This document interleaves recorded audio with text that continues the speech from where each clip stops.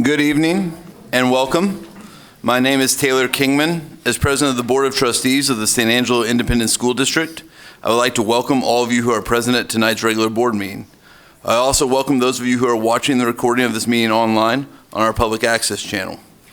All items that will be discussed at our meeting this evening have been posted as required by state law. Also, as you may be aware, our board meets a minimum of 2 times per month, and most, if not all, items on our agenda this evening have been previously discussed at our earlier pre-agenda board workshop. As members of the SASD Board of Trustees, we are here to set goals, listen to reports from our superintendent, approve budgets, contracts, and personnel appointments, and to make policy for the district. Please keep in mind that our meeting is a meeting of the Board of Trustees held in public and not a meeting of the public. However, we have a public comment item on every one of our meeting agendas that allows anyone present who wishes to speak to our board team on an item not on our action agenda or an action item on the agenda an opportunity to do so. Please provide your name and contact information and the specific topic you wish to address on the public comment form, which is located at the back of the room. Please listen carefully and comply with the following rules so we can move through this part of the meeting efficiently. Each speaker will be given a total of 3 minutes. The district will provide an official timekeeper. You will be notified when your time is up. Please respect the privacy of others and refrain from identifying students, employees, or other community members by name. Disruption of the meeting will not be tolerated at any time, and comments on any subject, whether positive or negative, must be courteous and respectful.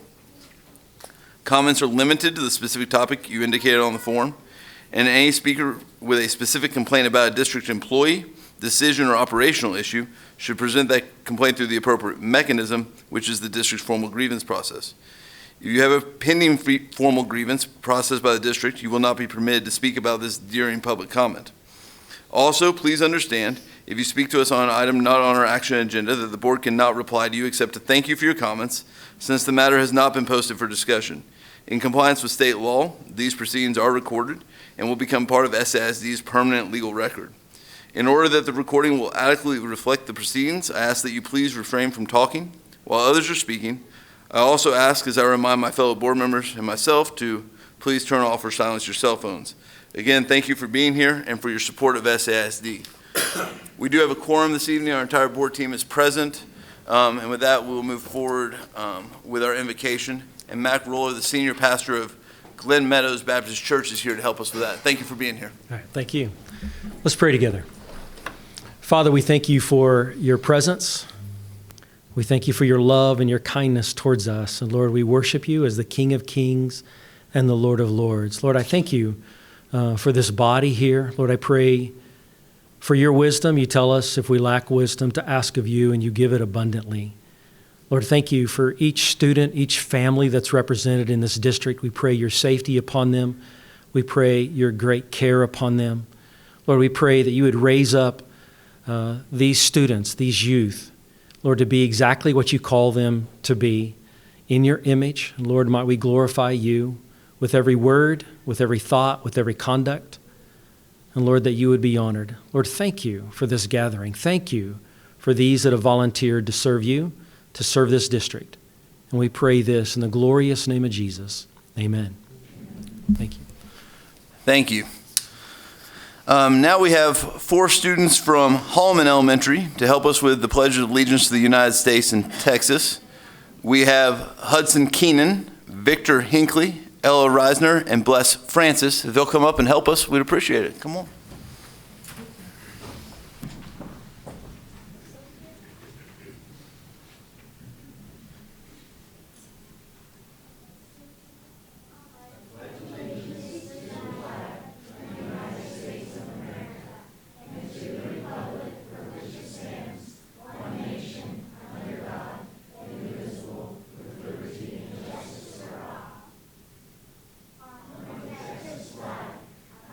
Allegiance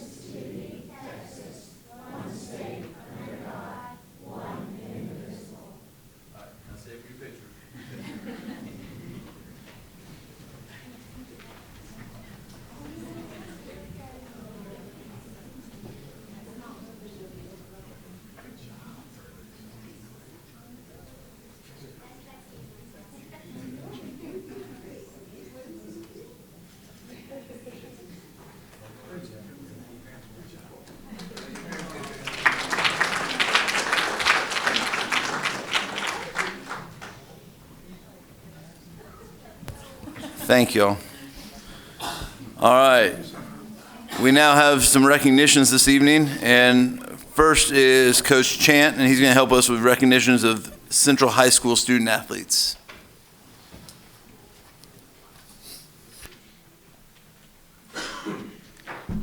Thank you, Dr. Kingman. Dr. Moran, Board of Trustees is honored to recognize the Central tennis team. Go on and come up. Tennis team had another outstanding season this year. They had a district record of 5-0 and a season record of 20 wins and 7 losses. They were the district champions, the bi-district champions, the area champions, and the regional quarterfinal champions, beating El Paso Coronado 10-9 after losing to them earlier in the year. They were the regional semifinalists, getting beat by the eventual regional champion, Coppell, who went on to advance to the state tournament. It was another solid year for the team. This team continues to fight through competition and hardships that they face. They have accomplished a lot this year, and this is the farthest they've gone 2 years in a row in this format. I'd like to introduce the team. If you would please hold your applause to the very end, and we'll just give them one big round of applause. Carson Adams, who is a junior, first team All-District at number 4 singles and number 3 boys. Gavin Andros, sophomore. Carly Bain, junior. Elliot Banquez, sophomore. Sophia Blankenship, sophomore, first team All-District, number 6 singles and number 3 doubles. Jaylee Brindley, senior, first team All-District at number 3 singles and number 2 doubles. Caden Carrasco, junior, second team All-District and mixed doubles. Rose Chambers, sophomore. Trey Chavez, sophomore. Jonas Quaylar, junior. Jolie Estes, junior, second team All-District for mixed doubles. Hannah Martin, senior, first team All-District at number 2 singles and number 1 doubles. Cole Jones, senior, first team All-District at number 6 singles and number 3 doubles. Cash Kelso, sophomore. Addison Cole, senior, first team All-District at number 5 singles and number 3 doubles. Alex Mendez, senior, first team All-District at number 4 singles and number 2 doubles. Rook Nagel, freshman, first team All-District at number 1 singles and number 1 doubles. Paul Nelson, junior, first team All-District at number 5 singles and number 2 doubles. Caroline Pfluger, freshman. Aditi Purala, senior, first team All-District at number 1 doubles and second team All-District number 1 singles. Boise Saparia, senior. Truett Sloan, junior. Madison Salisbury, senior. Brady Stewart, senior, first team All-District at number 2 doubles and second team All-District number 3 singles. Alex Stevenson, junior. Delane Seiler, junior, first team All-District at number 1 doubles and second team All-District at number 2 singles. And Owen Trainer. Major superlatives was District 6A Most Valuable Player, Rook Nagel. All-District Freshman of the Year, Rook Nagel. All-District 6A Newcomer of the Year, Sophia Blankenship. District 2 6A Coach of the Year, Brent Abeles, as well as the Region 1 Texas Tennis Coaches Association Coach of the Year. And last, and certainly not least, are Texas High School Academic All-State Tennis Players, which shows not only were they outstanding on the court, but in the classroom as well. Named to the elite squad were Brady Stewart and Aditi Prodala. Second team was Hannah Martin, Alexandria, Jaylee, Addison, and Caden Carrasco. Congratulations to y'all for an outstanding season, and we look forward to seeing what you do next year.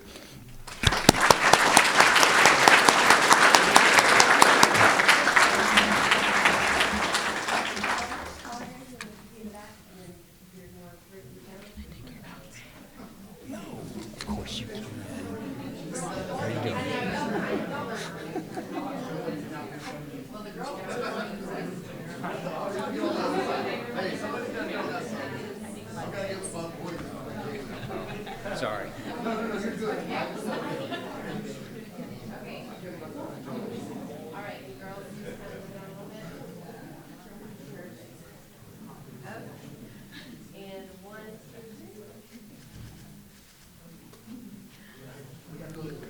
Let's give them one more round of applause.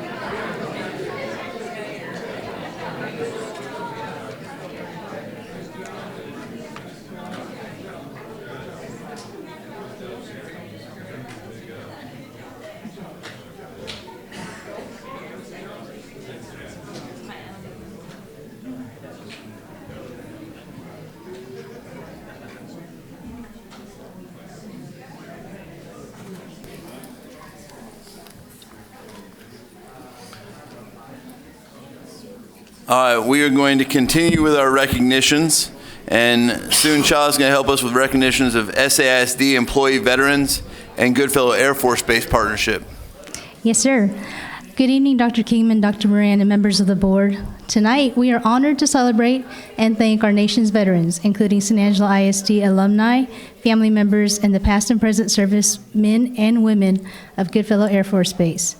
We extend our deepest gratitude to our difference maker employee veterans for their service and for the value that they bring to our district, our campuses, and most importantly, our students. Their contributions to both our country and our schools are immeasurable. Our employee veterans enrich our SAIS team with leadership, resilience, and lived experience that positively impact the students every day. Tonight, we want to take a moment to highlight a few of these remarkable individuals. And when I call your name, if you would please join Dr. Moran up here at the front.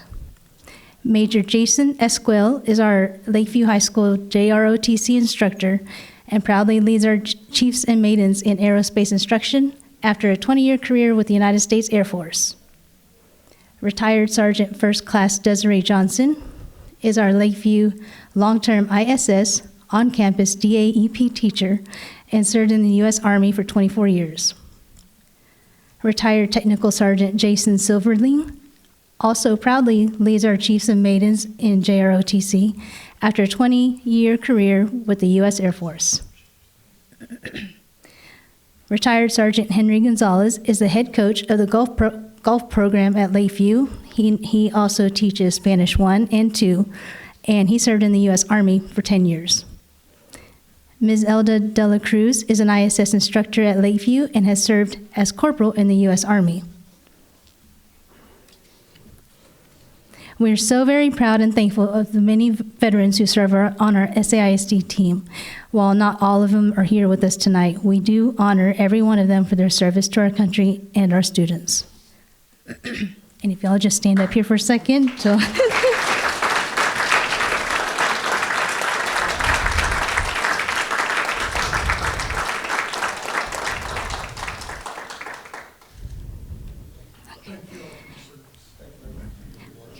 if y'all could just hang out up here, we're going to take a group picture with Goodfellow as well. Finally, we want to recognize our invaluable partnership with Goodfellow Air Force Base and honor the San Angelo ISD military families who sacrifice so much for our country and this community. We are grateful for Goodfellow's steadfast support of our students and schools. This evening, we are joined by Colonel Matthew Norton, commander of the 17th Training Wing, Mr. Darrell Miller, School Liaison Program Manager, and Mr. J.R. Orlando, 17th Training Wing Public Affairs, who are accepting our appreciation on behalf of all of our partners at Goodfellow Air Force Base. Thank you all so very much, and may God continue to bless America.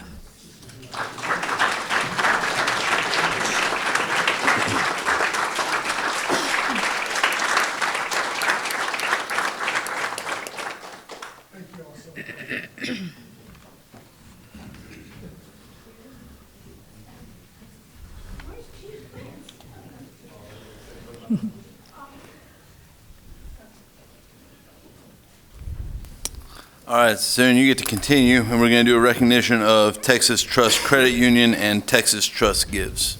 Yes, sir. Now, we are proud to recognize Texas Trust Credit Union and the Texas Trust Gives Foundation for their generosity, partnership, and shared commitment to building brighter futures for students across San Angelo. Texas Trust Credit Union, a community-focused financial institution, and its philanthropic arm, the Texas Trust Gives Foundation, exists to strengthen communities through purposeful giving, financial education, and programs that empower long-term success. Their work aligns closely with San Angelo ISD's mission to engage all students in a meaningful and inspiring education that prepares them for the future academically, socially, and financially. During the past year, San Angelo ISD was awarded 2 grants totaling more than $15,000 from the Texas Trust Gives Foundation in order to support our San Angelo Reads Literacy Initiative and our Reads Back to School pop-up community resource event. Through these generous grants, Texas Trust helped fund more than 2,000 books for every 4th grade student in San Angelo ISD, bilingual books for pre-K through 5th grade students, high-impact community literacy and engagement events, hundreds of free backpacks for children in need. Texas Trust Credit Union and the Texas Trust Gives Foundation exemplify what it means to be a true partner, one that supports students not only for today, but for their future college, career, and community pathways. Their belief in the power of literacy, preparedness, and opportunity aligns with what our belief that every child has an incredible potential, and our community is strongest when we support them together. At this time, we would like to invite our representatives from Texas Trust to the front to be recognized and receive a token of our appreciation. Tonight we have with us Mr. Brett Nicoluk, VP of West Texas, and Ms. Heather Collier, branch manager of the new Texas Trust on 2288.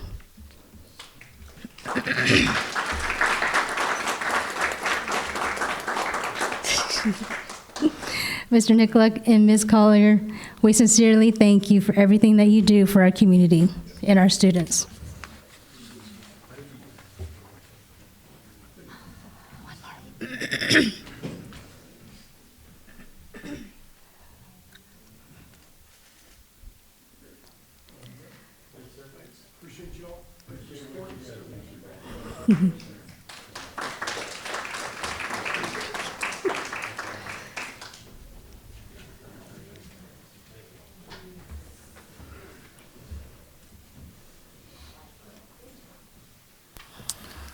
All right, soon. We're now going to do a recognition of the Junior League of San Angelo. Yes, sir. For our final recognition this evening, we are honored to recognize the Junior League of San Angelo and their wonderful PAC project. For the second year, the Junior League has provided PACs, which stand for Personally Available Care Kits, to all San Angelo ISD middle schools, high schools, and alternative campuses. These PACs are free hygiene kits available to all of the students across the Concho Valley, not only in San Angelo ISD. And it helps to ensure that students have consistent access to basic hygiene necessities at no cost. Through the PAC project, our counselors and nurses can request these discrete kits each month and pass them to the students who are in need. The Junior League delivers them quickly and reliably. I'm having so much trouble talking today. Their dedication to keeping prepared packs on hand and customizing them when needed reflects a deep level of care for the students of San Angelo ISD. The PAC project plays an important role in supporting students' mental, social, and emotional well-being by removing barriers that may impact their comfort, confidence, and readiness to learn. Since the start of the 24-25 school year, the Junior League has supplied more than 2,000 packs to San Angelo ISD students alone. They remain a valued and compassionate partner to our district, and their work through the PAC project continues to make a meaningful difference in the lives of our students. At this time, we would like to invite the representatives of the Junior League to come up here and join Dr. Moran in the front. Tonight, joining us, we have Ms. Christina McGuire, Ms. Tiffany Sellers, Ms. Stephanie McLean couldn't be here, and we have two surprise guests, Keisha Gray and Jennifer Cook. Thank you so much for your remarkable partnership and for investing in the health and dignity of our students.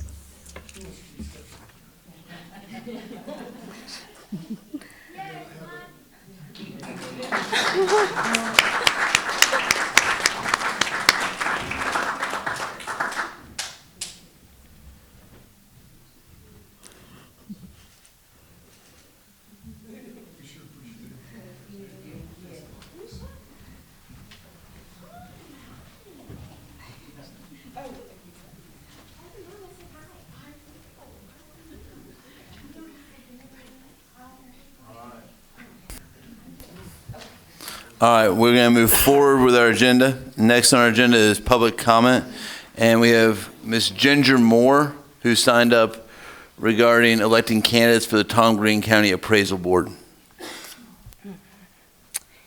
Good evening, and thank you for all volunteering. You're wonderful. I'm here to ask you to vote no for Luis Gomez and Bob Reeves for the Appraisal Board. You have 604 points between you, and if you vote no, maybe that will send a message to our appraisal board. Our appraisal board currently does not have any oversight from the comptroller. Nobody oversees the board, and it's like the fox in the hen house. And so if you vote these two people in who have been on the board for several years, one of the reasons your appraisals go up every year is because of these two, as well as Tyler. And Tyler tells who to send through, so he's kind of handpicked who he wants you to approve. And when you approve them, then they are on the board for 4 more years, and we can't get them off. And they will raise your appraisals even more because they can do it once every year when the comptroller only requires once every 3 years. They also can do it at 10%, which they don't have to do 10%. They don't tell you when they're going to meet. They do not record their meetings. You cannot see them online, and there is no oversight. So if you elect these people again to the board, you are doing a disservice to your individuals and all your citizens, because it's hurting the most it's hurting are the elderly. They decided this year, and they have not done that in the past, they have decided this year to raise the Rio Concho homestead so that they could not get that appraisal, that taken off their appraisals anymore, because the land is not owned by them, just the house is owned by them. So these people went from $130 a year to $2,000 something. And these people cannot afford it either. So you do not know what's going on in the appraisal district. I do not know. I had to do a FOIA request to get their anything out of them, even their meetings. Their minutes from their meetings they will not give you unless you do a FOIA request. It is unworthy of us to keep putting these people back on the board. They were supposed to elect 3 people. That was a year ago, and they did not elect them. They instead put the sign for that we're supposed to elect them on the door of our Tom Green County Judge's office. They did not put them out for anybody to know about, and luckily they got 3 people that they happen to know that put in requests to be on the board. So this board is not what we want for San Angelo and Tom Green County, and I'm asking you to say no. And if you all say no, or at least half of you say no, then they will at least be awake. Please say no. Thank you, Ms. Moore. All right, we are going to move forward with conducting our Finance and Audit Committee workshop.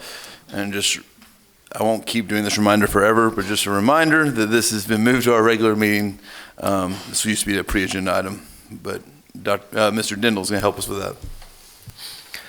Thank you, Dr. Kingman. That actual report, Finance and Audit Report, begins for October begins on page 8. If you'll look to page 12, our report shows the unassigned fund balance in the district of $52,247,252 at this point. Also a committed fund balance of $4,892,209, of which $4 million of that is earmarked for capital projects within the district itself right now. I don't know if there are any questions about those balances. If not, we can move to page 15, which is our general fund revenues and expenditures for October. Revenues right now stand at 22.5%, with the state running slightly ahead of their contributions at this point, and the expenditures are at 16.8%. We're in the second month of our budget cycle, which we should be around 16% of expenses, and so we're right in line with that as we move forward throughout the year. There are no questions on the revenues and expenditures for October. Can move to the check registers for October, which is page 16 through 41. Several checks. We got that also in the report about a week ago. I haven't talked to Dr. Brandon, but there were no questions at that point between any of those checks that were issued. Again, that checkbook is also online if the public would like to view it too.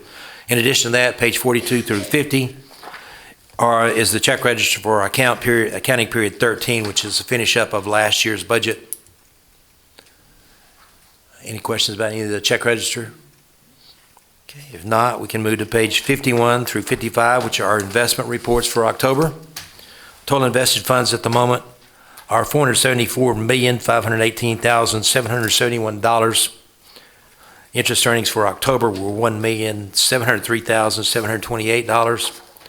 And the interest earned in the general fund was $234,937, of which most of that invested funds right now are the bond sales that we did back in August, which gave us a windfall with the state in the payback period of that stuff. So we went ahead and purchased all that stuff back in August, and so we're gaining some serious interest in that right now as we move forward. Also, the interest rates in those pools varied from 4.14% to 4.28%. Any questions on the investment reports at the moment? If not, we can move to page 56, which is our tax collection report for September, not for October, but for September. 2023 collections right now are at 100.39%, and 2024 collections are at 99.82%, which are about in line with years past. Not sure if anybody has questions about the tax report. If not, finally, page 57 through 59 is our PO report for October. For POs over $20,000 in the district, the only significant one I noticed was that we were buying a significant amount of pancakes on a stick, I think, so over $20,000 worth. So that's how much the food budget is for SISD as we move forward. So anyway, interesting report showing a lot of stuff. A lot of the stuff we've issued POs for already. Any questions about any of those POs? All right, if not, that includes our finance report for the evening. Thank you, Mr. Dindal. All right, next up we have some information items. First is a construction update, and Carl Danheim's going to help us with that. Thank you, Dr. Kingman, Dr. Moran, members of the board. A bit of good news today. We finally received our building permit from the city for a Crockett project, so we are good to go there. Park Hill did a pretty good job last week with their projects. Unless y'all have some questions on some of them, I thought we might tell you a little bit about KFW Architects. We're going to meet with them later this week, and we should probably at the December board meeting probably have some drawings to look at on our concession parking lot at Lakeview and then the Fannin Phase 2. So not a whole lot yet to talk about, but we're making ground with it. Any questions? Obviously good news about the Crockett permit. Yes, sir, it is. Any other questions for Mr. Danheim? When are they going to start, Mr. Danheim, now that they've got the permit to start? Well, actually, it didn't hold us up not having it. We had a foundation-only permit y'all that were doing allowed that. us to, so if this would have rocked on another couple of weeks, it would have probably started, would have been a problem, but now as it is, we're good. Good to go. So, All right. no lost time. And in January, you're going to give us an update on that timing. Yes. Thank you. Thank y'all.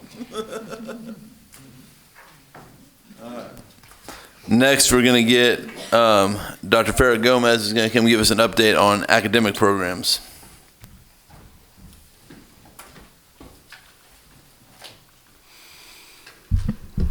Dr. Kingman, Dr. Moran, and members of the board, I know I sent this to you previously in Friday Facts because it's a lot of information, so I just want the public to know that you had some time to look this over. Before I get started this evening, I'd like to recognize two of our key staff members that are also here with us. So we have Mrs. Brooke Collenbach, our Director of Elementary Curriculum and Instruction, and Dr. Nikki Parker, our Director of Secondary Curriculum and Instruction and Academic Data. So it's definitely a team effort. I'm just here kind of sharing on behalf of the team. And of course, as always, we'll answer questions that you might have. I'm noticing it's getting more and more difficult for me to read any of these screens. So I also have my computer here. I think I've got it, but in case I forget to click, you might elbow me. So we start off the very beginning here.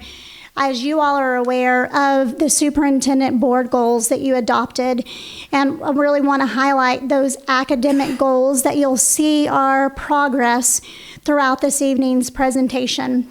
So to reiterate our clear focus on academic growth, you're going to hear that as we go across this evening's presentation.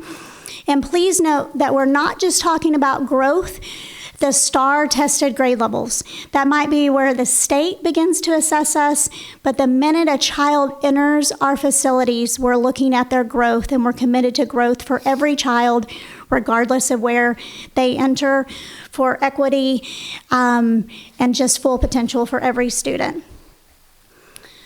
So this first slide here for your review is specific to our early literacy. You all are aware of this, but as a reminder for those listening, as the district has expanded our teacher incentive allotment with this school year, for kinder and first grade, our assessment is class Dibbles reading. So as we really hone in there, I'll talk about the others as we go along, but that's why on this slide you're seeing grade K for kinder and grade 1 as we go along.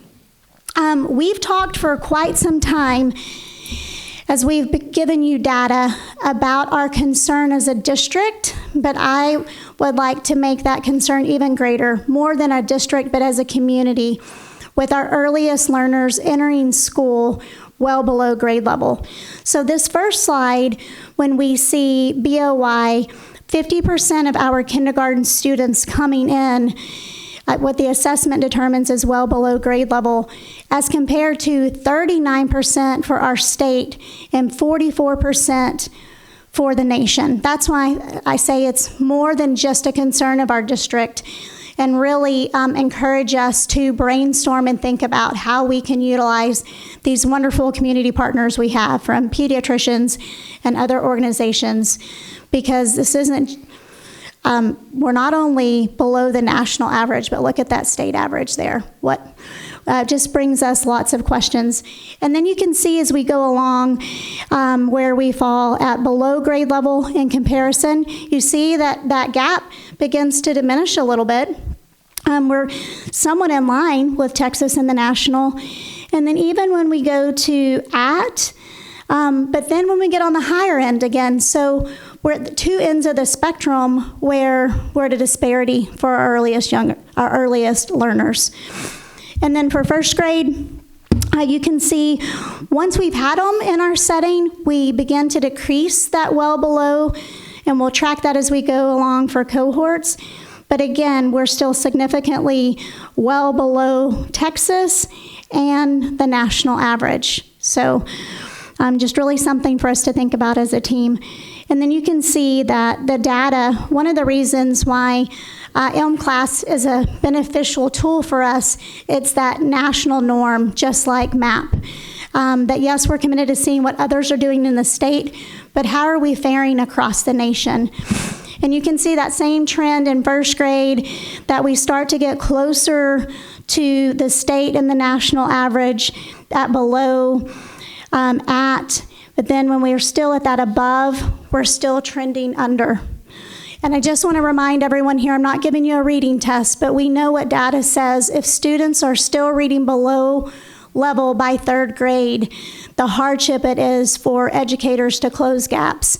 And you really start to see that impact in your other content areas where the reading is so dependent on their display of knowledge in those other areas. So I think it was Dr. Mills, I'm not trying to put you on the spot here, Dr. Mills, but I know that you had a question about cohorts. So when we look at the data, it's important that, yes, we talk about how students in a grade level do the current year, but we all know that when we're talking kinder data for the 24-25 school year, it's a different group of kids from the 25-26 school year. So yes, we look at how each group is doing annually, but it's very important that we look as we go along in the cohorts. So a little more data for you, but I want to point out at that very top of that chart, you're going to see, actually, let's do this reverse order. You can see where this cohort, their current second graders, in 23-24, they were kindergarten students. I want to remind all of you, this was the year district-wide we began implementing Amplify, and we started the slow rollout, K1 and 2. Okay, so this group, they were kindergartners. in 23-24. And so you see M class that year. And you can still see we're looking very critically at that did not meet, well below, or even approaches. Approaches grade levels means we're not where we need to be yet. Okay, so that's why the combination of the 70% below benchmark. Then as they went up the cohort in grade 1, you see M class again for 24-25. That gap was decreased, but it's still a significant gap with 57% below the benchmark. But then notice the data set for these students, current second graders. We're not using M class here. It says MAP reading.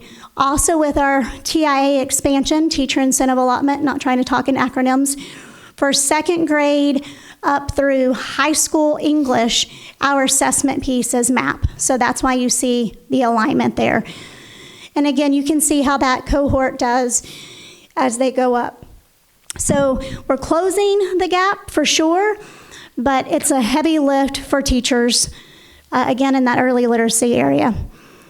Then you can see in first grade, kind of where this group, closing that well below and below by 10% in that cohort.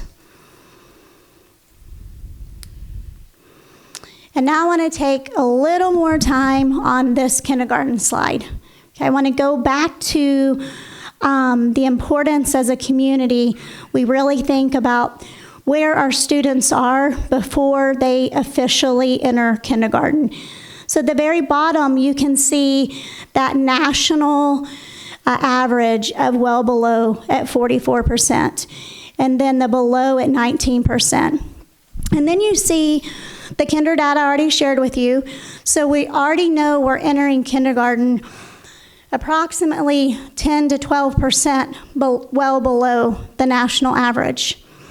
But that next group right above that says grade K 25-26 M class, that's all kindergartners that we tested, okay, just across the board. Every kindergartner we tested this school year. Of those students, 186 attended an SAISD pre-K program the year before. So when you start to see when kids are in a structured setting, we're now closing that gap and we're becoming more in line with that national percentage. But as I know Dr. Brandon has presented on declining enrollment, Mr. Kallenbach, as he's presented, we have less students in those early childhood programs. We've seen that decrease in pre-K over the last several years. So it was 186 this year. Just for reference, I know you received the enrollment reports, but just for reference, right now we have 212 students in our SAISD pre-K program. So just keep that in mind. And then really want to point out, as the district the last several years, in a time of increased shortages and hardships and human capital, have had to make some really tough decisions about where we can provide the best services for our students. With a bilingual program specifically, can see how the pre-K bilingual students are progressing once they go on to kindergarten bilingual. And so while we still have 60% below benchmark if they just attended pre-K, 24% are below benchmark if they were bilingual and attended the bilingual pre-K program. So a lot of questions. Again, I don't want to spend the whole presentation just on early childhood. We know we still have significant gains to make in the area of early literacy, but we are seeing the improvement there. But just again, that importance of closing those gaps before they get to third grade for them to be on track for success. For the next portion, we're going to review our grades with MAP. So as a reminder, we give second grade through high school RLA. That's the assessment we use with MAP, as I mentioned previously. And then for math, all the way through Algebra 1. So we've used MAP for a number of years. It's not unique to San Angelo ISD that since COVID, student achievement has been at a new level of need for students and parents, as we have a lot of learning gaps that we're working to close. So due to the national norms that come with MAP, this past July, they implemented a new set of national MAP growth norms, replacing the norms we had been following for a number of years since summer of 2020. So again, the first time in 5 years. And it's all connected to that post-COVID shift in student performance and a change of demographics across the country. It's just important that everyone understands it's the first time in 5 years there has been any change. So RIT is hard for a lot of people to understand, a RIT score. Really, what does that mean for us? What does it mean for the district? It means that the RIT scores that you're going to see as we go along, those remain unchanged. But your norm reference groups have been aligned with current performance level. And that's to really provide a more accurate benchmark as we go along. So the need for them to make that adjustment. Again, we'll look at cohorts here a little differently because we have a lot of data that we're looking at. So you can see from fall of 24 as compared to fall of 25 and go across for the grade level gains, but also I thank Dr. Parker for adding those cohort gains. So you had it both ways where you can see it across there. Now, just initially, as we have internal discussions and we talk about new curriculum and implementation, last year, as you all are very well aware, we piloted what is now referred to as Bluebonnet, which was formerly Carnegie Algebra 1, knowing that we had students that needed more structured supports in the area of mathematics. But we also knew we had the need in 6th, 7th, and 8th where there had not been a change in the curriculum. You will still see 7th grade is an area that we're having great conversations for. I am not making any excuses, but I invite anyone that's never spent any time at middle school to go and just have lunch with 7th graders. There is a lot going on that year socially. They might be fine first period and third period they're crying. You don't know why. So I'm just saying we need to thank all of our 7th grade teachers, but just know that's not unique just to us, but it is a real time in their education where we have paused to how can we meet their many needs academically and socially as well. Then this next chart is just another way of looking at the observed growth. You all are familiar with these charts. We typically will provide this on the middle of the year. And you can see now, for people who are looking on the screen there, sorry, this is where I can't read that too well, on the side, definitely not on the TV. It's how well students are showing their projected growth. So I've been spending a lot of time with pre-K. I might upset some of our math teachers when I refer to this as a diamond, because that would not be. I'll look at Dr. Parker over here. We've been talking about pants and fractions, though, so sometimes we're trying all the things to connect with students there. Joking a little bit, kind of not. But the observed growth is what this is showing in comparison to the projected growth. So that is the beautiful thing about MAP that we're provided that's not accessible on all assessments, is it shows teachers if students continue at their expected growth where they should be performing. So we can look across the board and kind of see at a glance. So you're going to see, I'm really not trying to pick on 7th grade. I'm just going to use it as an example because it's a reality. We continue to trend in that area for 7th grade where we're not meeting projected growth. And so you're talking about what additional supports, what additional training can we provide in these areas, because we're not making it specifically in 7th grade math. I know Ms. Duncan might have an opinion on that from some personal experience herself. But then you also will see other areas where students are making more of their growth. When there are certain years when we're talking state accountability, there are certain areas that continue to be a difficulty. So as a reminder, because we're talking MAP now versus STAR, when we talk in terms of STAR, the first grade where we can see that projected growth is fourth grade.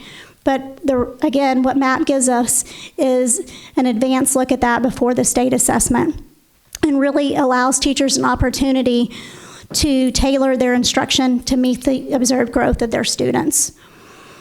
Then this next one we'll go and show you on Algebra 1. And so for Algebra 1 last year, we talked about the growth that we were seeing. So we went along for MAP and comparison to STAR. So again, from both observations in the 2 years where we've had the new resource, you continue to see great observations in the area of growth for algebra, and the ability for our students to really conceptualize some very higher level math concepts. Now we'll switch over here to RLA specifically. And again, we're starting specific with fourth grade so we can track those cohorts and see, because we have something to compare in the area of growth, because prior to this year, we started at third grade. So to be able to connect that growth, we don't have that data for you. Again, I thank Dr. Parker for having both the grade level gains and the cohort gains. I'll stop and pause a second on seventh grade, but you do see more growth in the area of RLA than we did in math. I want to remind everyone, though, a big difference between MAP and STAR. In the English 1 and English 2, specifically, we don't have the writing component, so you're just talking reading. Now, for MAP period, it's all on reading, which our STAR assessments include writing as well. It's just important that we understand and we continue to have the conversations with our parents and with our staff that we're looking specifically in the area of reading as we go along here. Then we'll go and we'll see the observed growth in this area. You can stop and pause and look at those two middle school areas for 7th and 8th. Again, I'll add 8th grade in here. I'm not trying to just single out middle school. It's just what the data says.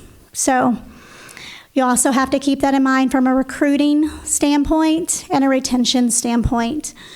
So you have some real heavy academic lifts and some real heavy just adolescent lifts during those 2 years.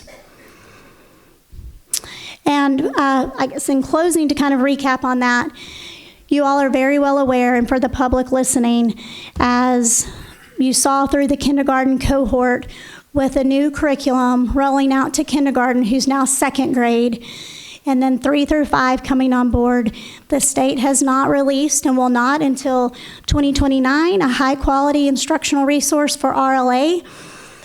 So we recalibrated on our 2 adopted resources that took place in 2019. So you'll hear HMH for secondary, 6 through 8 RLA, and you'll hear Springboard for high school. I am an RLA person myself, so I say this with great levels of respect, but to get RLA people to agree on a resource is a very heavy lift. But our data showed we must have alignment across the district until we close those gaps for our secondary students as those elementary students come up the pipeline. Next month, as part of our shared information with you all, when Dr. Sell presented the tips and the taps last month, we shared we would take a deeper dive on our campuses that are working through school improvement. So we'll provide a deeper dive specific to those campuses in next month's board meeting. And then as the calendar is always moving forward, when we come back from winter break, we'll be in middle of the year and we'll be testing again. And then in February, March, we will have a middle of the year comparison to see how students are trending from BOI to LMOI with this year's cohorts. Thank you, Dr. Gomez. Questions for Dr. Gomez? Board question. Dr. Gomez, the 212 pre-K students, how many campuses are those students? So those campuses are currently at Goliad, Bel Air, Glenmore, and missing one, Goliad, Glenmore, Bel Air. Bradford is the pre-K bilingual. Still missing one. Reagan, yes. I don't know why I was missing Reagan. I can tell you both of those teachers' names right off my head. So, Ms. Cardenas, with that, those are the students that are enrolled in our full day program. Last week, y'all heard some information about our partnership with Head Start. So that is the new addition this year, and we have approximately 90 4-year-olds that the district is able to provide instruction in the afternoon as part of that partnership with Head Start. But for 6 hours of the day, they're in Head Start classrooms, and we just get them for that short period. So you could have the 212 and know that we do have an additional 90 4-year-olds that we're able to influence to a small degree. Okay.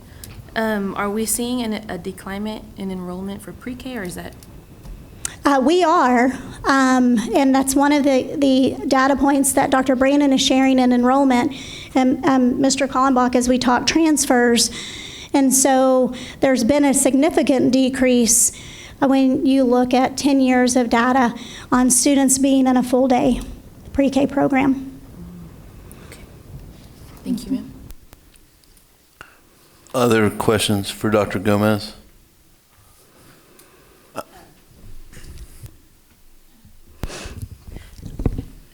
Speaking of 7th grade, and Ms. Parker can shake her head or disagree with me, but the Bluebonnet curriculum has really, I think, accelerated what our kids need to know in math.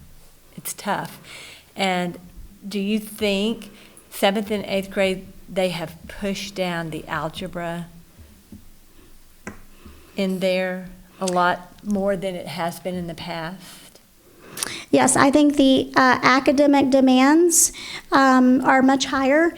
I don't want to speak for Dr. Parker or Ms. Kallenbach, but what I've personally observed is we kind of have two buckets. We have a bucket of teachers as they work with new curriculum who are saying it's too hard, I have to bring it down to my kids. So we have a bucket of teachers who are saying it is hard, but I need to scaffold up so my students can perform at this level. And we saw that naturally with a slow rollout, K through 2. If you've never had a conversation with kindergarten teachers about how they feel about teaching early literacy, they will definitely share with you, and they have strong opinions about how you teach letters and when you teach letters. And so it was a struggle when we did the slow rollout. And so what we haven't, 6th, 7th, and 8th grade math teachers haven't had that full year of going through the new curriculum. And the reality is, regardless of what the curriculum resource is, because as I've said many times, there is no perfect curriculum. It truly is about the teacher and their craft. The state coming in and saying we must hold tight to high quality instructional resources was based on the research study of students not being exposed to grade level or higher materials on a daily basis.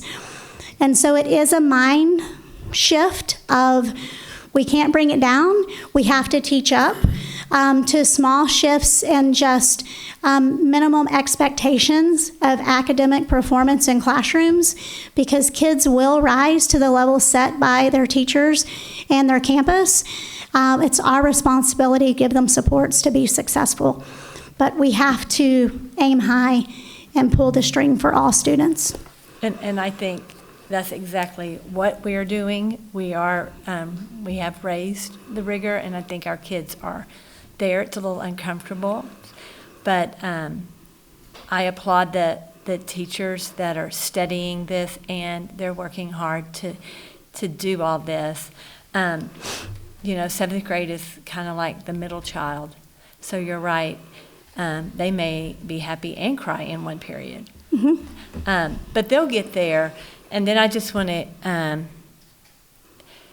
talk about kindergarten for just a second, because I was a 7th grade teacher for 20-something years. But in that time, I did retire shortly for a year when I had my second, and I did some work in kindergarten. And I will say there's nothing like kindergarten. It is a whole new, so those kindergarten teachers get my applaud. And I want to challenge our community. I think as a community, and I want to support these young parents that are sending their kids, that we need to do as a community a better job of helping, mentoring these young parents. And I think, and I know it's on our website, but I think we as a community have to do need to do a better job, because I've asked some of these young moms, you know, is your kid ready for kindergarten? They don't know. What do they need to know? And I know we're working on that. So just be listening and, you know, work with your little babies and get them there, because when you're a kindergarten teacher, you have a child coming that's ready, you have a child that's screaming at the door, you have a child, differentiating instruction is like you've never seen before. And to keep kindergarten teachers in the role that we have them today, they're going to need our support and our love and encouragement. Yes, ma'am. I'd add to that pre-K as well. So while I wish we had those 90 students all day in our pre-K programs, I'm thankful for the time we do get from school readiness to every day going and loading their children. I say this multiple times, no, we're working on buckling. They've got to be able to buckle themselves by the time they get in kindergarten. You have 2 children. We need the school-age child in the seat closest to the curb, because when you're in the big pickup line, you can't get out to load your child. Just small school readiness. And I know that we've said this before, and I will say this, and a little bit of kidding to Dr. Kingman. He kind of gave me a look like, what? To understanding your child should be potty trained by the time they're entering kindergarten. We have potty plans, and that is not something that kindergarten teachers have had to always work on. Dr. Gomez, you said that we have 90 kids in the Head Start program. Yes, sir. Okay, how long do we get to work with them? Is it an hour? Is it 2 hours? We are responsible for the students from 1:45 until 3:15.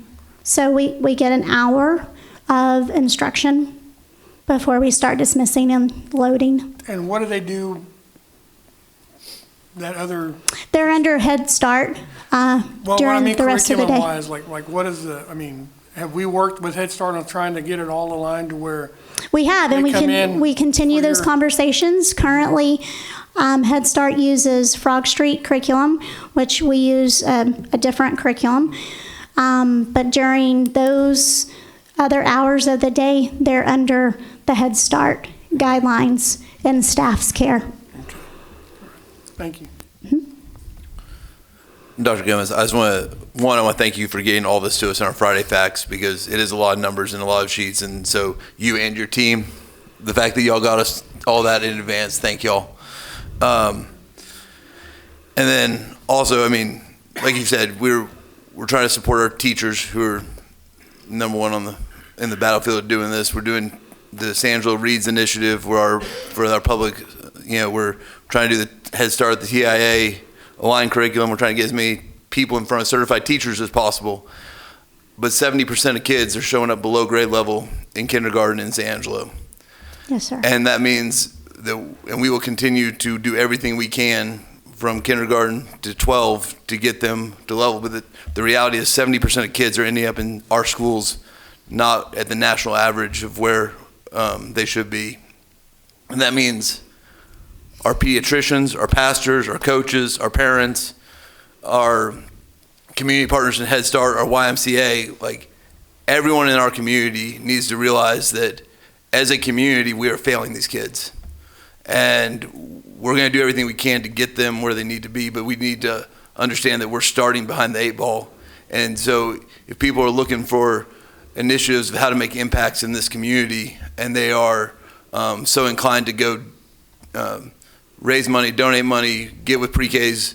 When parents are looking at pre-K programs that they're putting their kids in, they need to look at how those kids are doing and what is actually being done at those pre-K programs, and the fact that it does matter where they're sending their kids.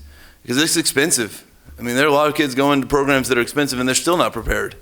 And so we need, as a community, we have to embrace where we are so that we can be better. And so I think it's important that we continue to make sure our community is aware that what's happening for our earliest kids as a community, we're not doing enough yet. And so, as you know, we need to do as much as we can in our pre-K, in our K, in R1, and R2.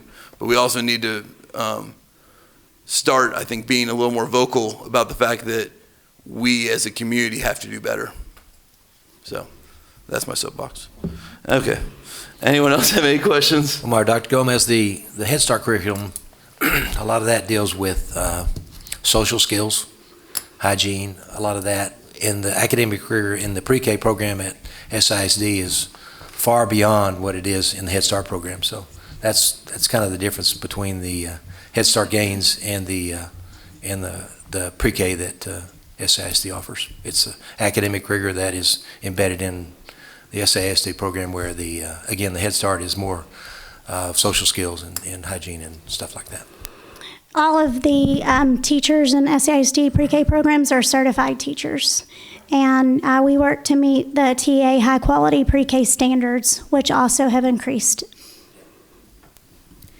Dr. Gomez, I was going to ask if, kind of as a community initiative, if it would be possible to maybe have like kindergarten expectations on our website, maybe the beginning of the year test, map test, so parents can see, like, this is what my child's expected to know in kindergarten.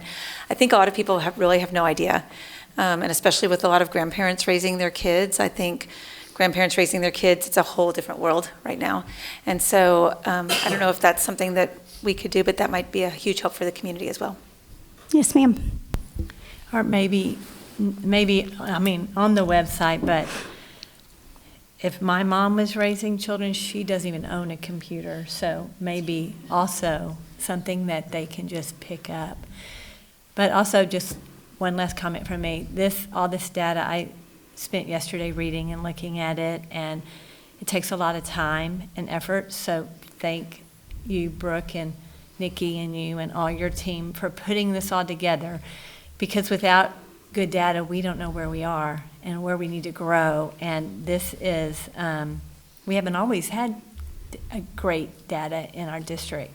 So y'all are spending a lot of time looking, and I always say, in life you have to have a goal, and what's our goal? And we know our goal, and I know that your team and the teachers are working extremely hard to get where we need to be. So thank you. Well, Ms. Duncan, thank you for recognizing the work of the teachers, because the amount of time it takes to internalize the curriculum, you can't just walk in and wing it. So they are working very hard. And also a special thank you to our principals who are ensuring and holding staff accountable and changing the culture on their campuses to raising the expectation when you walk in the door. All right. Thank you, Dr. Gomez.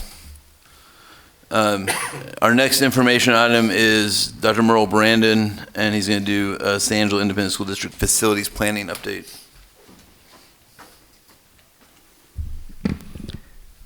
Dr. Kingman, Dr. Moran, Board of Trustees, some additional data points from our conversation last Monday evening. It's a great segue. The comment on quality data is what we need to make in all of our decisions. And so as we continue to think about declining enrollment and how that impacts budget year to year, we know we talked about the loss of 304 students and likely to be closer to 500 by end of year.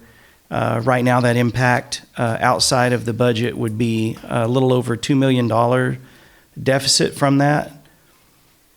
We talked about 80%. In our case, the proposed budget in August, 81% of the budget is salaries. And so that's the greatest impact. And our conversation from there led to being very mindful about our staffing counts. As we lose enrollment, we have to track that by the same decline in staffing. And so you can see the drop that we've had there from 1846 to 1793 over the last 2 years. Not letting staff go, that's by attrition. not by anyone losing their job. We gave an example of operational savings from the data that we used from the closures at Altaloma and Austin, and most of this is all tied to salary. As you can imagine, each one of those campuses were 5 teacher positions that were able to be used once those classes were combined. And then you can see the different, a principal and AP, a counselor, a nurse.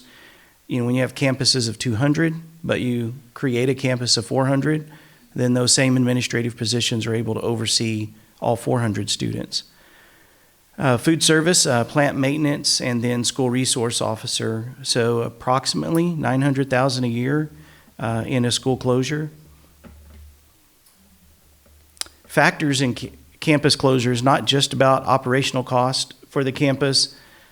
The facility condition, just because one campus may be 80 years old and the other one's 70, doesn't necessarily mean that the one that's 70 is in better condition. So the assessment of each one of those campuses, and then what's the capacity? What would it take to put 400, 500 students on that campus? What's the overall operational cost? What is the heating, the cooling, all of our different utilities, expandability? What type of footprint does the campus have on the property that it's located on? Are special programs able to be located on that campus? And then I wanted to move into a little bit more educational and spatial adequacy. Educational adequacy is the capacity to support the educational programming. What type of instructional technology is that campus already have available to our teachers? What would have to be provided to upgrade that to what we would call a today's standard? What is the library situation? How large is a library? What type of media is it? Capabilities does it have? STEM programming, and then special ed programming. Are there additional classrooms that are available that could provide that on the same campus? And then spatial adequacy, instructional classroom square footage. Given many of our campuses were designed architecturally to be round, well, when you go into those classrooms and they're in a pie shape, very difficult for teachers to set up their classrooms and have instruction, 22, 23, 24 students in those situations. So spatial adequacy also looks at not only overcrowded classrooms because of undersized square footage, but also undersized cafeterias. If you don't have a cafeteria capacity, it's very difficult for 2 campuses to come together in one, and then missing or inadequate science labs or other instructional spaces. Capacity is certainly, what is the capacity? We've raised capacity with the construction that's happened pre-bond at Fannin, at McGill to increase capacity. And that will happen at other campuses during the bond process. So we have capacity numbers for every campus to review. We have programming. The district did an in-depth analysis of the expense that it would take to put a capital investment into every campus. How old is the carpet, the flooring, the HVAC units, the electrical panels, everything that you can think of that, much like your home, that would have a replacement cost. What would it take 5 years from now and 6 to 20 years from now? And then we have those numbers to look at for every campus. And it's not just, that's what's going to cost the most. It's not only what costs the most, but what is the capacity? How old is the facility? The age of the facility? All of those factors that we looked at on the previous slide all come into play in those decisions. One thing that we'll see in December is also an updated or renewed demographic study. We'll know, again, looking at last year's data compared to this year's data, where are the students, where are declining enrollments, in what sectors of San Angelo, where's the new home growth.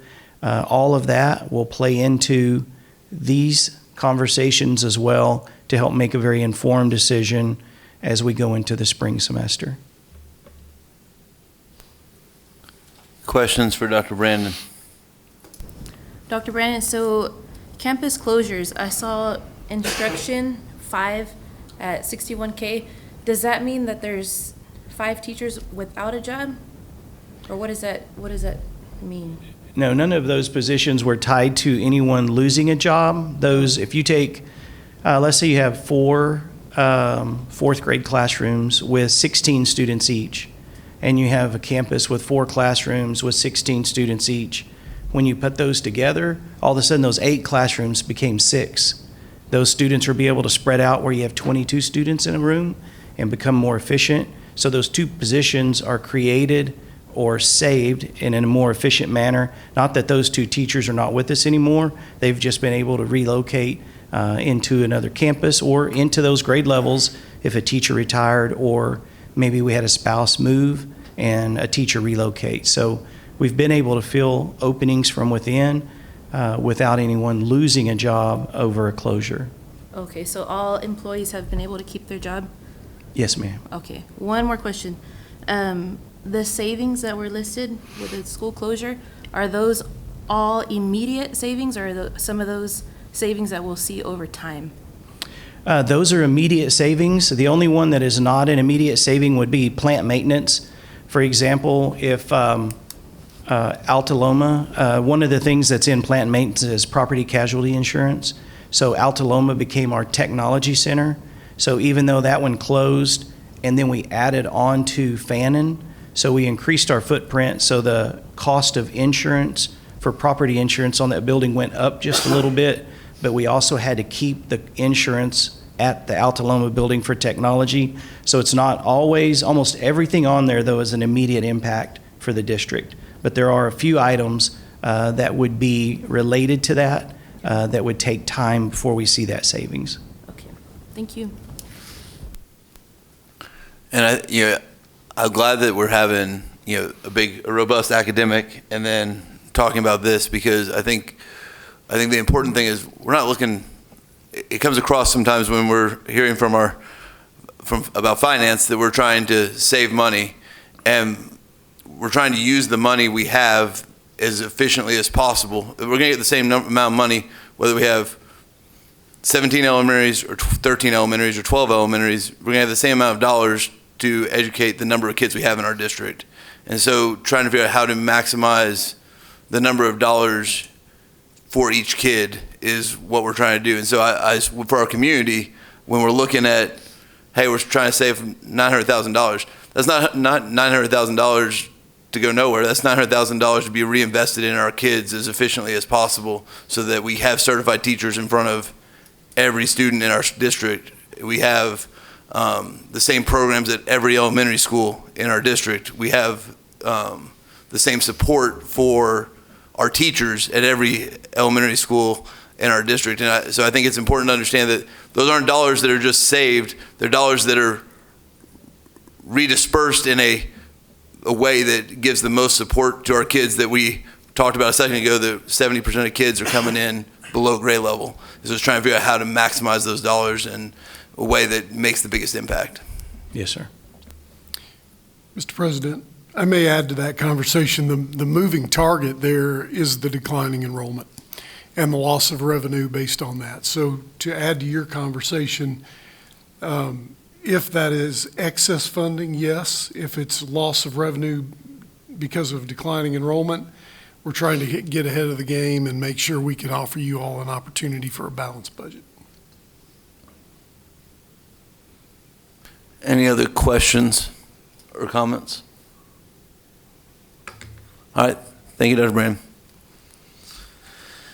All right, next we're going to move forward with our agenda. We have consent items A through C. We have our donations, our minutes from our October 6th and October 21st board meetings, and our library books that were discussed at last week's meeting. Any comments or questions or anything that needs to be pulled from the consent agenda? Do I have a motion to approve items A through C? I'll make a motion to approve consent items A through C. I'll second. A motion from Mr. Gallegos and a second from Mr. Dindal. Any further board questions or comments? All in favor say aye. Aye. All against say the same. Motion passes 7-0. Before we get into our action items, we do need to go into executive session under 551076, which is security devices, 551074, which is personnel matters, and 551072, which is real property.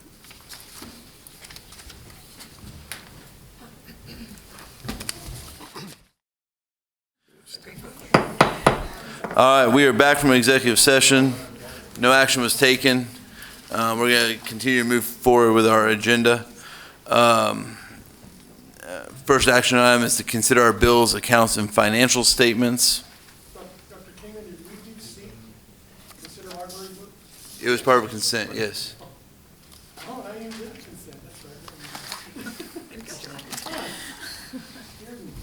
right. Thank you for, no, I appreciate the double check though. Do I have a motion to approve the bills, accounts, and financial statements for October of 2025? Move for approval. I have a motion from Mr. Dindal. Do I have a second? I'll second. A second from Dr. Mills.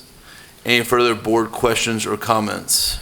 Dr. Kingman, in our effort at transparency, these reports that we discussed earlier tonight, everything can be found online, saisd.org, and there's a specific tab that says financial transparency where you can find all these reports moving forward. Any other board comment or question? All right. So I have a motion from Mr. Dindal and a second from Dr. Mills. All in favor say aye. Aye. All against say the same. Motion passes 7-0. Next, we have approval of our multi-hazard emergency operations plan. This has been provided to every board member to review. Does anyone have any questions or comments regarding the emergency operations plan? All right. Do I have a motion to approve the multi-hazard emergency operations plan?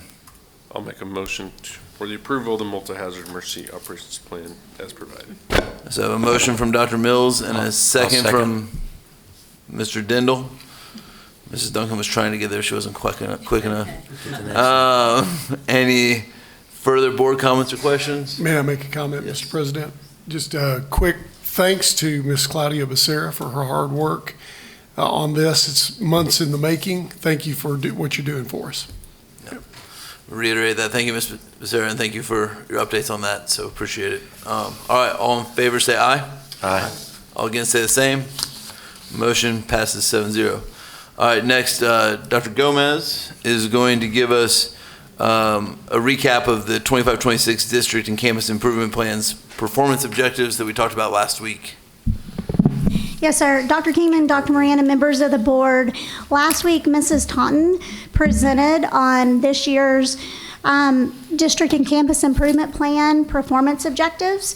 Our performance objectives for the adopted board goals are aligned with our district strategic priorities and our commitments. These objectives are designed to drive measurable growth and student achievement, strengthen our instructional leadership, and ensure accountability across all levels of our organization. These are part of our campus improvement plans, our district improvement plan to support informed decision-making, and a culture of continuous improvement. Does anyone have any, we obviously went over this with Ms. Taunton last week, but does anyone have any questions for Dr. Gomez? All right. Thank you, Dr. Gomez. Do I have a motion to approve the 25-26 district and campus improvement plans and performance objectives? I make a motion to consider the 2025-2026 district and campus improvement plan performance objectives. So a motion to approve from Mrs. Duncan. Do I have a second? From Mrs. Mizell Flint. Any other board comments or questions? All in favor say aye. Aye. Motion passes 7-0. Next we have on our agenda is actually to consider an interlocal transportation agreement. We actually received a phone call today requesting us from TA requesting us to not vote on that tonight and to table that until next month. So I'm going to make a motion that we table the interlocal transportation agreement. Do I have a second? Second. Motion from myself and a second from Mr. Dindal. Do I have any board questions or comments before we table that? I have a comment, and it's just, this thing, what we're talking about is something that I know back in 2017, we asked about it. And I think the Attorney General Paxton finally issued what do you call it? An opinion on it, 8 years later. But, even though I know we gotta wait because TEA, but me personally, I'm gonna vote no because I've been waiting since 2017. So I am voting no on that. Only because this has been going on so long, and it does affect, like Merle said, our ADA. It affects a lot of things, and that's why it just stuck in my craw for the last 8 years that he would never issue an opinion on it, and he finally did. But so I'll vote no on that. That's my personal feeling on it. So the motion currently is to table for next month. I have a motion for myself and a second from Ms. Dindal. Any other board comments? All in favor of tabling, say aye. Aye. All against tabling, say aye. No. Yeah. So 6-1. And we will have that back on the agenda next month. Promise, Mr. Gagas. Okay. All right. Next, we're going to consider the financial integrity rating for San Angelo Independent School District. It's our public hearing, and Jaime Guerrero is here to help us with that this evening. He's our comptroller, just so everyone who doesn't know Jaime. Dr. Kingman, Dr. Moran, board members, I am Jaime Guerrero. I'm the district comptroller, and I'm here to. Do you have the clicker? I'm here to present to you the financial integrity rating system of Texas grade that San Angelo ISD received for 2025 school year. As most of you may know, the first rating is what is commonly known as is a rating system created by the Texas legislature and run by TEA to grade schools on their financial capabilities, most importantly financial management, fiscal policy, and financial performance. They have a traditional grading scale from 0 to 100 based on 21 factors. And for those of you who don't like numbers, they translate that into a letter grade as well, A, B, C, and F. So we recently received our rating. And so I'm going to go over a few of the factors. Like I said, there's 21 factors, not all equally rated. The first five indicators, are considered critical factors, where if you fail one of them, you automatically get an F. So those are certainly important as they all are, but these, as mentioned, are critical. They start with mostly related to our annual financial report. As you know, that's a culmination of kind of our entire year and our financial controls and our solvency on that. The first one is if we submitted our report to TEA on time, so which we do and we have done for many years. So that was a yes. Did we receive an unmodified opinion? And we've been proud to say that we've received unmodified opinions for 20 plus years as well. So we're happy to report that was a yes as well. Indicator 3 is about, did we pay our bills? Really, did we pay our debt? Did we make sure that all those responsibilities were taken care of? And yes, they were. Indicator 4 relates to if we made timely payments to other government entities such as TRS, our Teacher Retirement System, Texas Workforce Commission, IRS, so on and so forth. We have, so we were happy to pass that ceiling. That was just a yes or no on that as well. And so our final one, the critical indicators, was our total net position greater than 0 and coming off our financial statements. And that's a net of all the debt. And we're happy to say that, yes, that was definitely in the positive. So we passed all our 5 critical indicators. So we move on to our next set. So indicators 6 through 9 are more about solvency. Do we have fund balance to cover expenses? Do we have enough days cash on hand to make sure we can operate on a routine basis? And so 6, 7, specifically 7 and 9 deal with cash on hand. We passed all 4 of those, and with quite a bit of clearance on those. So, I mean, we're happy to report that, that what we do every day in our financial office and the guidance that you provide to us help keep us on top of all that and keep us financially responsible for that. Indicators 10 through 13 deal with fiscal responsibility, which I just talked about. This year, indicator 10 was not measured, so it's not included in the rating, but indicators 11, 12, and 13 have to do with, do we have enough, do our revenues cover our expenses, our liabilities at least less than or equal to our assets. Correlation between future debt payments and what our assessed property values are. We're not overextending ourselves with debt, and so we pass all 3 of those with positive results as well. Indicators 14, 16 just have more to do with the reporting.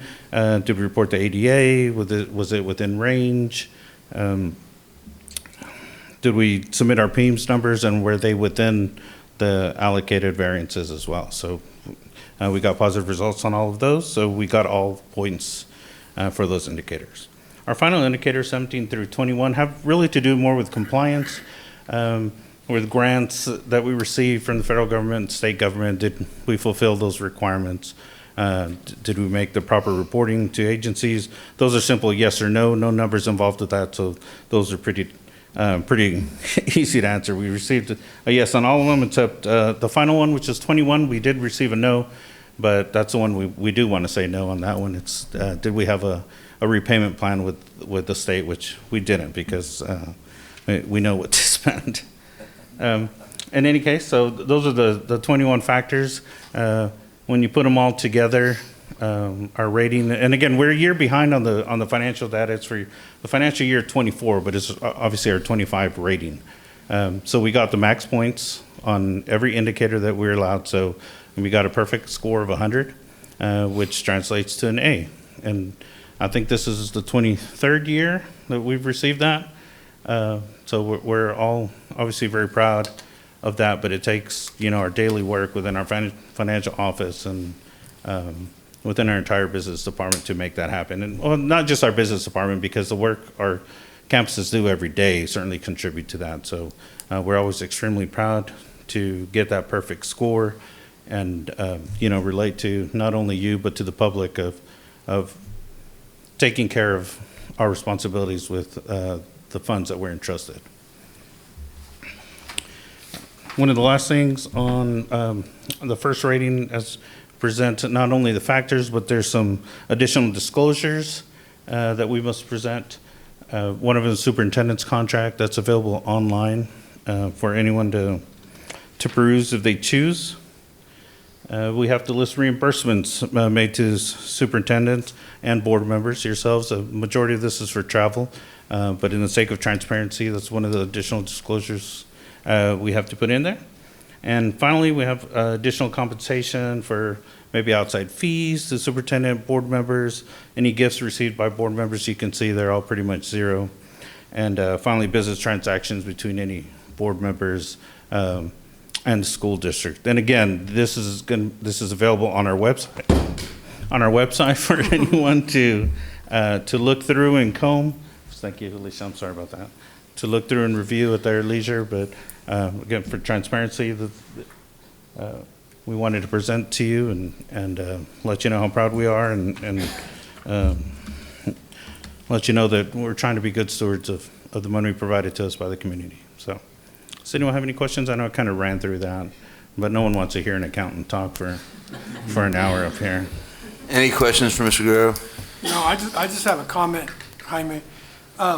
It's 23rd year that we've had excellent, and I know a lot of y'all don't know this, but 23 years ago, or 24 years ago, Bill, you remember that, we were in financial exigency. So, to do this every year and have a 100% A rating every year I just congratulate y'all and thank you for everything, because, when you get to that point, it was bad. And, we started doing this, started working with our accountants, everything, they got everything together, the past boards and all that. So that's why when I read this, I'm like, okay, 23rd year, great. So we're doing good, and that's why this is one of those things that gets lost in time. So I just wanted to remind everyone that the reason we are here and the reason I'm very proud of it is because we remember going through that. So thank you for everything y'all do. Amen. And certainly we can get complacent, it's been 23 years, right? It's what's a big deal? It's been 23 years. But I mean, that takes a lot of work. Getting to the top is one thing. Staying at the top can certainly be considerably harder. But the work that our staff puts in every single day is what really makes a difference. And we're extremely proud of this, and we work hard every day to make sure that next year it's 100 again. So. All right, thank you. And this is just a public hearing, so we don't have to take any action on this. So, thank you. Yes, sir. One more, Doctor. Oh, sorry. Yeah. Mr. Guerrero, thank you and your team, also the oversight of Dr. Brandon and the previous directors of finance for this district. We seem to make this thing mundane, but it is not, because it's not a given that this happens, and especially the hundreds are super hard to come by. A lot of districts are not even close to this, and especially in the run that we've had for the last 23 years is short of amazing for this district and your department and your tenure here and your staff that you oversee, as well as Dr. Brandon. I'm not sure that the public knows how important this is, but I certainly thank you for your efforts in this noble endeavor, because it's not. You make it seem mundane, but it's certainly a noble process, and thank you very much. Well, thank you. We appreciate that, and I'll pass that on to the staff. We just try and do our part so, we can help contribute to success of students here. All right. Thank you. Thank you. All right, next, Dr. Brandon's going to help us with considering an election of candidates to serve on the Tom Green County Appraisal District Board.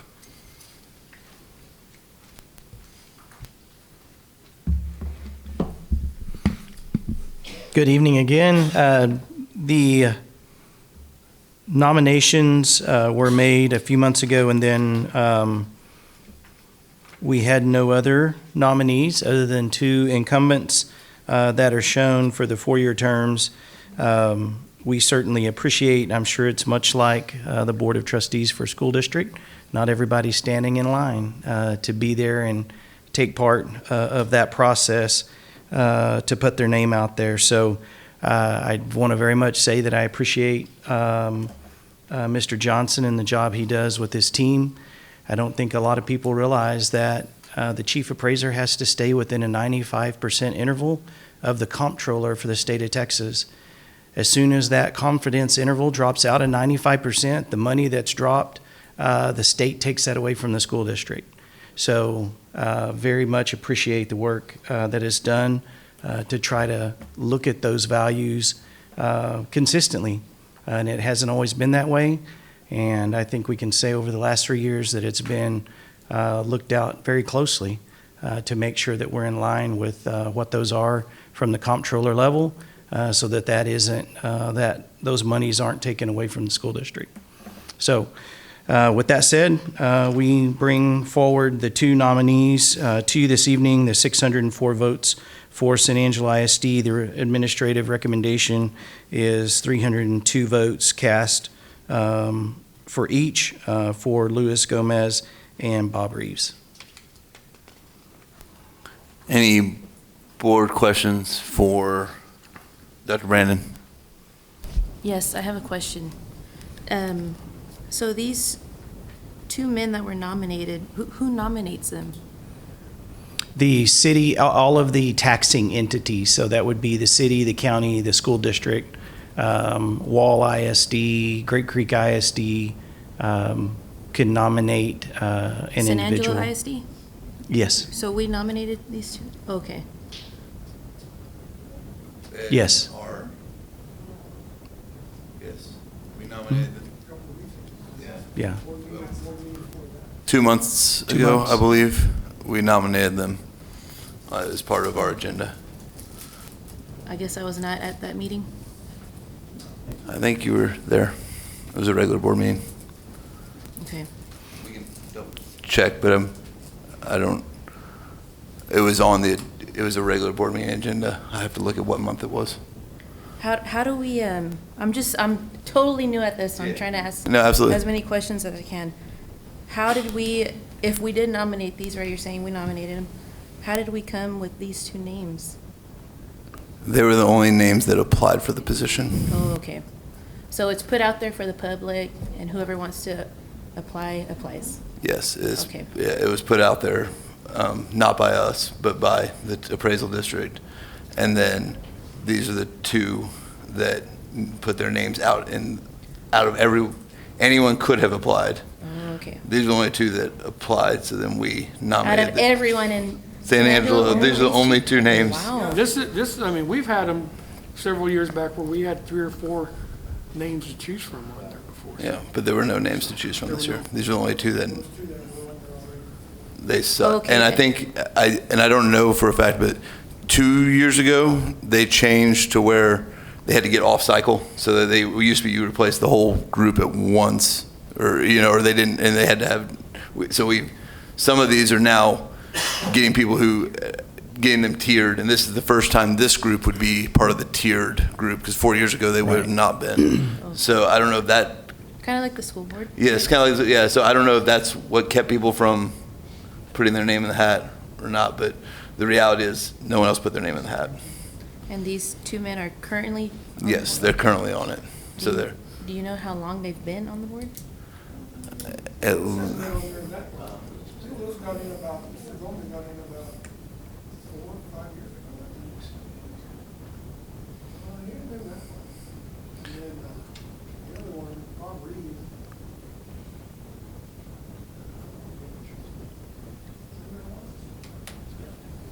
he's been there longer, but I don't remember the timing. Yeah.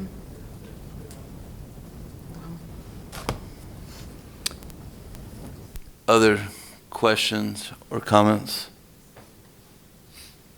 And just to reiterate, from every year we also, as our district for our community, we engage with a law firm to work so the state comptroller gives a number for what Tom Green County should appraise a area for. And then it's the appraisal district does get to allocate where that money is appraised, but then we currently are working with Linebarger to try and dispute, the same way you would dispute your home taxes, we dispute every year what the number is for Tom Green County, trying to get that number down, because that's how the state pays for costs, is growth.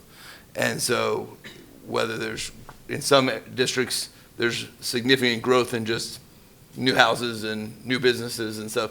In San Angelo, that's not necessarily as prevalent. And so it becomes more on the burden so we work every year to try and get that reduced, but that's. And I'm glad you mentioned that, Dr. Kingman, because Linebarger has been doing that for the district for a while, and people aren't aware of that they get the appraisals, we find out how much it's going to be, the state gives it to them, and then we file a petition to dispute it every year before they can get it lower. So, yeah, we're getting as low as we can. So, and Linebarger does that on behalf of the school district, so.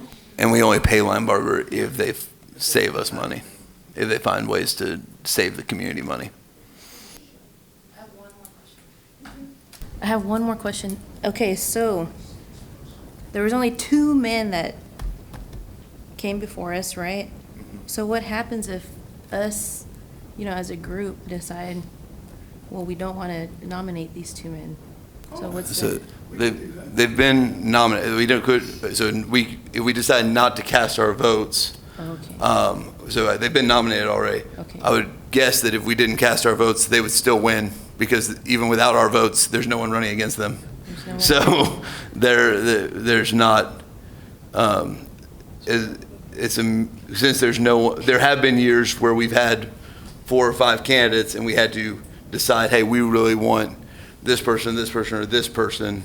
And so we would actually we may only, if there was someone the board felt strongly should be on there, we might take our 604 and instead of allocating them equally to the 3 people we thought we wanted, if there was one person we wanted for sure to get a position, we might allocate 300 votes to that one and then 150 and 150 to the other 2. Does that make sense? It makes sense. But this year, even if we did not allocate our votes, these people would be, I would assume would be, I mean, I guess that'd be appraisal district's decision, but I would assume that they would have enough votes from other taxing entities to be named regardless, because there's no one to vote against them with our votes. So do we still need to vote, no matter what? I mean, I think it's board action and required by state, that we do that by state law. Like whether, I guess each person could choose to abstain from voting if they wanted to, or vote against. But state law, I think we have to actually do the vote to meet the standard, or meet our requirement to the appraisal district. Okay. I'd like to abstain from voting today, please. So, do I have a motion to approve the candidates of the Tongreen County Appraisal District Board? So I'll make. Well, I'll adopt the attached resolution casting the district 604 votes and enter the votes on the ballot for submission to Tongreen County Appraisal District for Luis Gomez and Bob Reeves. Okay, so I have a motion from Mr. Gallegos. Do I have a second? I'll second. I have a second from Dr. Mills. Do I have any further board comments or questions? All in favor say aye. Aye. All against say the same. And so we'll call that a 6-0 with Ms. Cardenas abstaining. All right, next is consider approval of sale of property, item G, and Dr. Brandon's going to help us with that as well. Dr. Keenan, on the resolution for approving sale of city property, it's not school district property, but this is city property, real property located at 201 West 20th and 209 West 9th in San Angelo, Texas, was recently auctioned with no offers received. The property is then struck off to the city as trustee for itself and the other taxing entities. San Angelo ISD is one of the taxing authorities entitled to receive proceeds from the sale of the property. Texas Tax Code 34.05I requires the consent of each taxing entity for the sale of the property upon such terms. The city has received bids on the 2 property since the auction. Francisco Javier Gloria, a bid of $20,050 for 201 West 20th, and Miguel Duran, a bid of $5,600 for 209 West 9th. Administrative recommendation would be to approve the sale of the property as one of the taxing entities, and that property be put back on the tax roll to be a benefit to our community. Any questions or comments?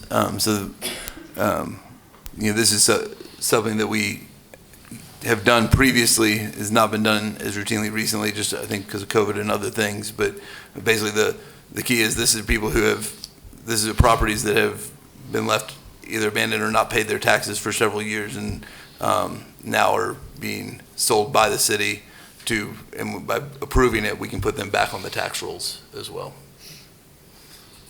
Any questions or comments? Do I have a motion to approve? Dr. Keenan, move to approve the resolution authorizing the tax resale of 201 West 20th and 209 West 9th, San Angelo, Texas, by the city of San Angelo as presented. And again, as your explanation is, all this does is put these entities back on the tax rolls for some viable use in the future.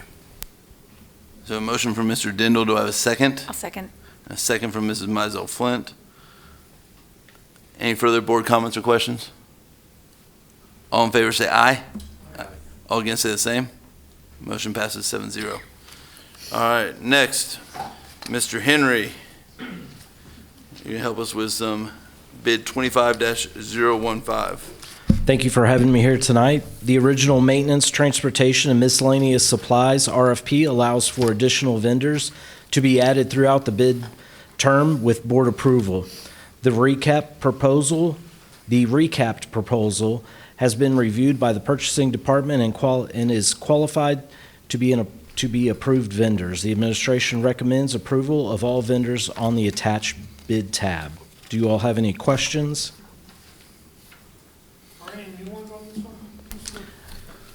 A to Z Bus would be a newer one.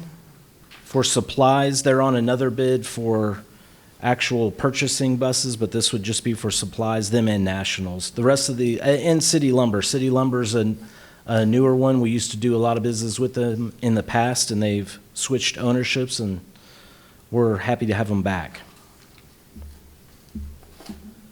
Any further questions or comments?